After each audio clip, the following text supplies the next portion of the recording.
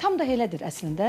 Burada çünki 7-24 bizim kollagenimiz, fibroblast dediyimiz bizim cavanlıq hüceyrəmizin daima sintez olunması, aktivləşməsi sayəsində daima 5-7 il qalıcılığı olduğu müddətdə bu cavanlaşma olur və hər gün biz oyandıqda istər-istəməz yorğun, yaşlanmış özümüzü görürüksə, hüceyrə köçürülən xəstə 5 il ərzində özünü daha da gözəlləşmiş görür günü-gündən. Yəni bunu təcrübələr də göstərir, oxuduğumuz ədəbiyyatda da və pasientlərin fikirləri də budur və yaşıdlarından 5-10 yaş daha cavan qalırlar bu müddətdə.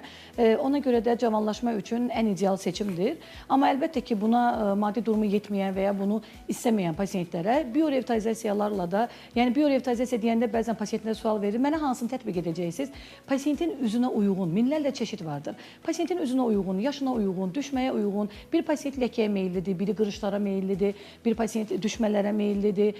Yəni üzün ölçüsü belə, yaşı belə, hər bir anatomik quruluşu, hər birini yoxlayıb, sonra təyin edirik. Bəli, ümumi ad biorevitalizasiyadır. Amma nə tətbiqi, hansı növün tətbiq edəcəyi, komponentlər tərkibi müxtəlifdir. Bunu yalnız biz pasientin üzünə baxdıqdan sonra təyin edirik ki, sizə bu növlə sizin dərinizdə daha yaxşı nəticə ala bilərik. Burada nə qiymət rol oynamır, nə sizə etmişəm yaxşıdırmı, bunu mən də edim, xeyr. Tam hər bir kəs individualdır. Ona uyğun da dərman maddəsi seçilir və ona görə də estetik kosmetologiya mütləq şəkildə həkim tərəfindən tətbiq olunmalıdır ki, necə ki biz xəstəyə problemlərinə uyğun resept yazırıq, bu resepti də hazır dərmanları təyin edib pasientin üzünə tətbiq edirik. Nə gözəl, mənə maraqlıdır.